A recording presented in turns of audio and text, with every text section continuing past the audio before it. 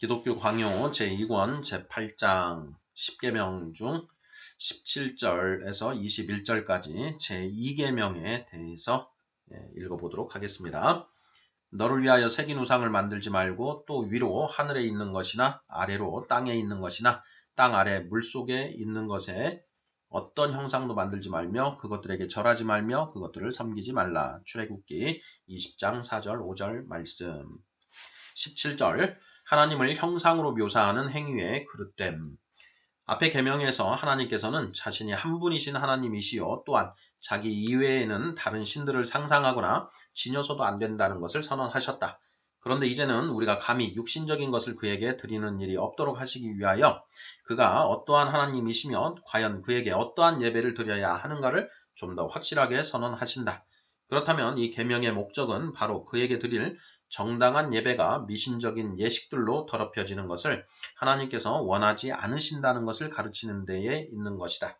정리하자면 우리가 어리석은 마음으로 하나님에 대하여 유치한 것들을 생각하여 하찮은 육신적인 행위들을 조작해내기가 쉬우나 하나님께서는 그런 것들을 철저하게 삼가기를 촉구하시는 것이다.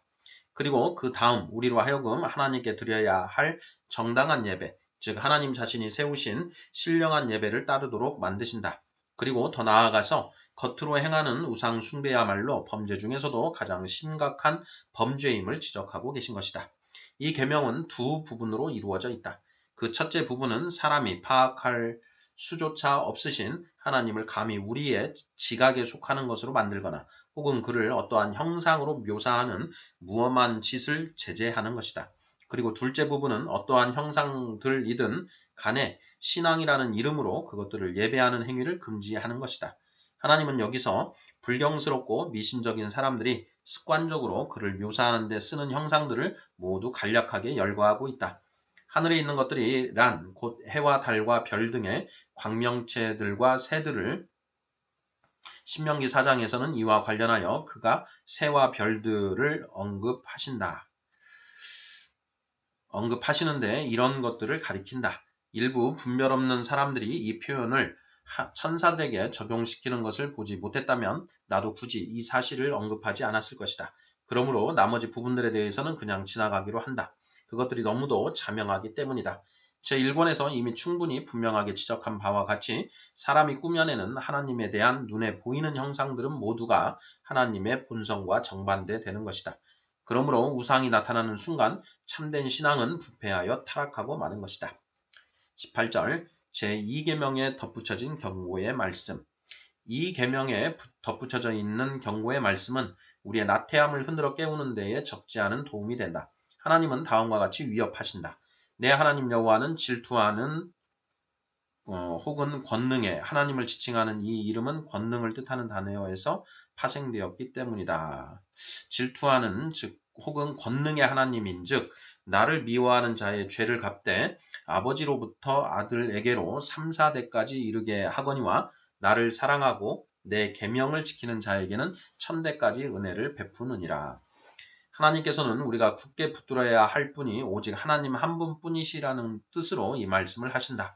그 점을 분명히 하기 위하여 그는 그의 권능을 말씀하신다. 그 권능은 결코 멸시당하거나 회방당하는 것을 허용하지 않는다는 것이다. 여기서 우리는 즉 하나님이라는 이름을 접하게 되는데 이는 권능이라는 뜻에서 파생된 것이므로 그 의미를 더 잘 드러내기 위하여 나는 그것을 본문의 번역에 반영시켰다. 둘째로 하나님은 자신을 가리켜 질투하는 하나님으로 부르시는데 이는 그 어떠한 동역자도 용납하실 수 없는 분이심을 나타낸다. 셋째로 하나님은 자신의 위엄과 영광을 다른 피조물이나 새긴 우상들에게 전가시키는 자들에게 반드시 보응하여 그 위엄과 영광을 회복시키실 것이라고 선포하신다. 그리고 그것은 간결하고도 간단한 복수가 아니라 자자손손에까지 이르는 것이라고 말씀하신다. 그들 역시 조상의 불경스러움을 그대로 모방할 것이니 말이다. 뿐만 아니라 이와 비슷하게 그를 사랑하고 그의 계명을 지키는 자들에게는 지극히 먼 후손에 이르기까지 긍휼과 자비를 베푸실 것을 약속하신다. 하나님은 우리를 대하실 때에 남편의 처지에 서시는 경우가 많다. 사실 우리를 교회의 품속으로 받아들이셔서 자신과 하나로 엮으시는 바 그 연합은 마치 신성한 혼인관계와도 같아서 반드시 상호간의 신실함에 기초해야 하는 것이다. 하나님께서는 친히 참되고 신실한 남편의 모든 의무들을 다하며 또한 우리에게는 사랑과 혼인의 순결을 요구하신다. 즉 우리의 영혼을 사탄이나 정욕에 그리고 육체의 더러운 욕심에 내어 맡겨서 그것들로 인해서 우리 자신을 더럽혀서는 안 된다는 것이다. 그러므로 하나님은 유대인들의 배도를 책망하시면서 그들이 부끄러움을 저버리고 간음으로 자신을 더럽혔다고 탄식하신다. 남편이 거룩하고 순결할수록 그의 아내가 다른 남자에게 마음을 기울이는 것을 보면 그만큼 더 진노가 일어나기 마련이다. 이와 마찬가지로 여호와께서는 친히 우리와 혼인을 맺으셨으므로 우리가 그와의 거룩한 혼인의 순결을 무시하고 사악한 정욕으로 우리 자신을 더럽힐 때마다 지극한 질투를 드러내신다. 그러나 하나님의 위엄을 예배하는 일을 이는 온전히 순결하게 이루어져야 하는데 우리가 다른 존재에게로 돌리거나 혹은 미신으로 얼룩지게 만들면 그때에 하나님께서 특별히 더 큰 질투를 느끼시는 것이다. 그렇게 되면 우리는 혼인서약을 어기는 것일 뿐 아니라 간부들을 끌어들임으로써 혼인의 침소를 더럽히는 것이 되고 마는 것이기 때문이다. 19절 죄를 갚되 아버지로부터 아들에게로 3, 4대까지 이르게 하거니와 여기서 우리는 하나님께서 죄를 갚되 아버지로부터 아들에게로 3, 4대까지 이르게 하거니와 라는 말씀의 의미를 깨달아야 할 것이다. 무죄한 자들에게 다른 사람들의 과실에 대해서 벌을 내린다는 것은 하나님의 공의와 공평성에도 어긋나는 일이라는 사실은 제쳐두더라도 하나님께서는 아버지의 죄를 아들에게 강제로 지게 하지 않으실 것임을 친히 선언하고 계신다. 에스겔 18장 20절. 그러나 조상들의 죄에 대한 형벌이 후대에까지 미친다는 선언을 거듭 접하게 되는 것이 사실이다. 모세는 하나님을 향하여 자주 다음과 같이 말씀한다. 여호와는 아버지의 죄악을 자식에게 갚아 3, 4대까지 이르게 하리라 하셨나이다. 민수기 14장 18절, 출애굽기 34장 6, 7절.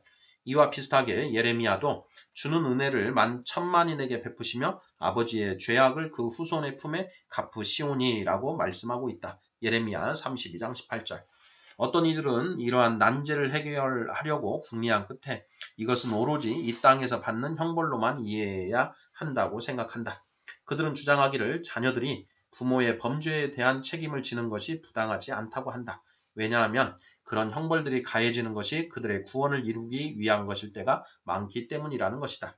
이것은 과연 사실이다. 이사야는 히스기야에게 그가 저지른 범죄로 인하여 그의 자손들이 나라를 빼앗기고 포로로 끌려갈 것이라고 선포하고 있다. 이사야 39장 6, 7절.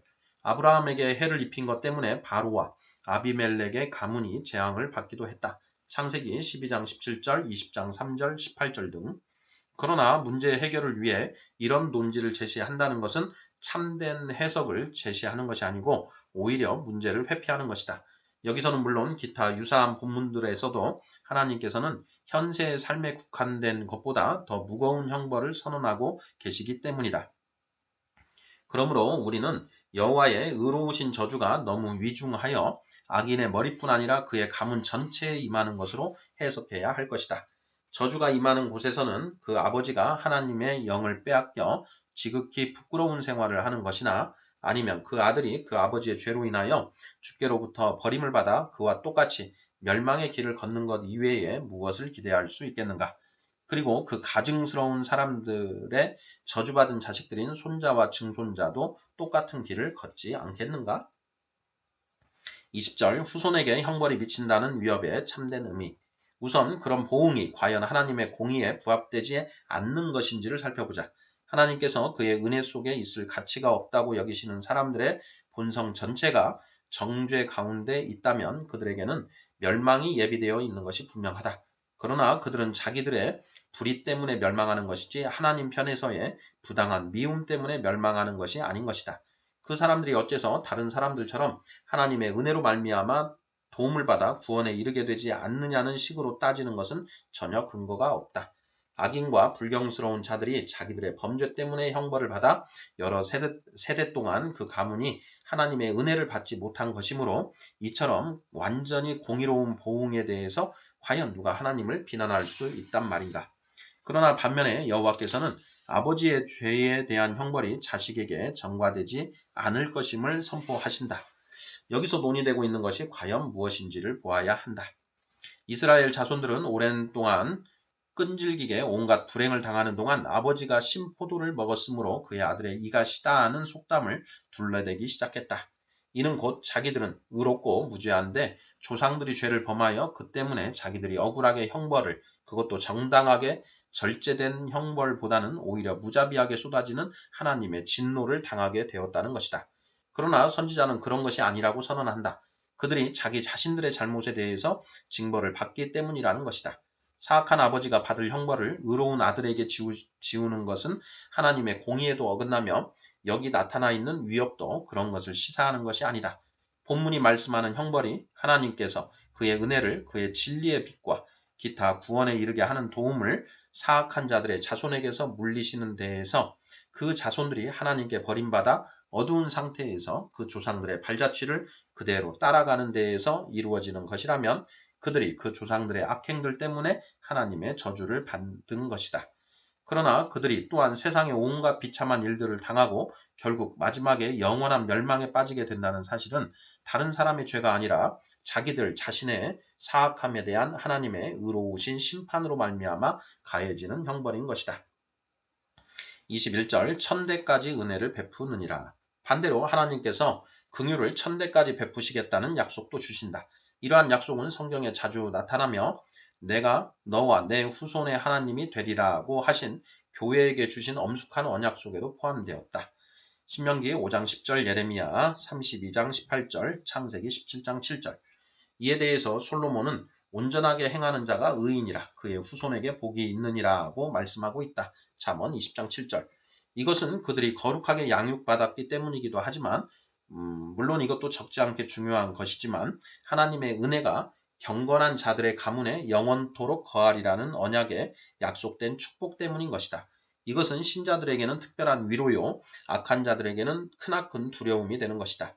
의인과 악인이 죽은 후에도 그 후손들에게 복과 저주가 계속 미칠 만큼 그들에 대한 기억이 하나님 보시기에 값어치가 있는 것이라면 그 의인과 악인 당사자들에게는 얼마나 더하겠는가. 그러나 악인의 자손 중에 때때로 돌이키는 자들이 있고 의인들의 후손 중에서 타락하는 자들이 있는 것이 사실이지만 그것은 문제가 되지 않는다. 왜냐하면 율법을 제정하신 하나님께서는 여기서 자신의 선택을 저해할 수도 있는 영구한 규범을 만들고자 하신 것이 아니기 때문이다. 이 말씀이 언제나 효력을 발생하는 것이 아니라 할지라도 의인을 위로하고 죄인을 위협하는 데에는 이것이 결코 헛되거나 효력이 없는 경고가 아니라는 것만으로도 족한 것이다.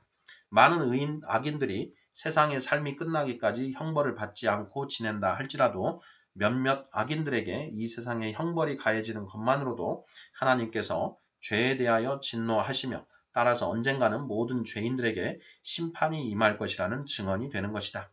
마찬가지로 아버지를 위하여 아들에게 하나님의 긍휼하심과 자비의 축복이 임하는 한 가지 신뢰를 제시하시는 것만으로도 그가 자기를 경배하는 자들에게 끊임없이 영구한 은혜를 베푸신다는 것이 증명되고도 남는 것이다. 반면에 아버지의 죄를 아들에게서 물으시는 신뢰가 단 하나만 있다 할지라도 그것을 통해서 하나님은 모든 악인들의 범죄들에 대하여 어떠한 심판이 기다리고 있는지를 가르치시는 것이다. 이 구절에서는 바로 이 점을 확실하게 가르치고 있는 것이다. 또한 하나님께서는 범죄에 대한 보응은 4대에 이르고 그의 자비하심은 1000대에 이른다고 하심으로써 그의 자비가 얼마나 큰가를 잘 보여주시기도 하는 것이다. 여기까지 해서 제2계명에 대한 칼뱅 선생의 기술들을 읽어보았습니다.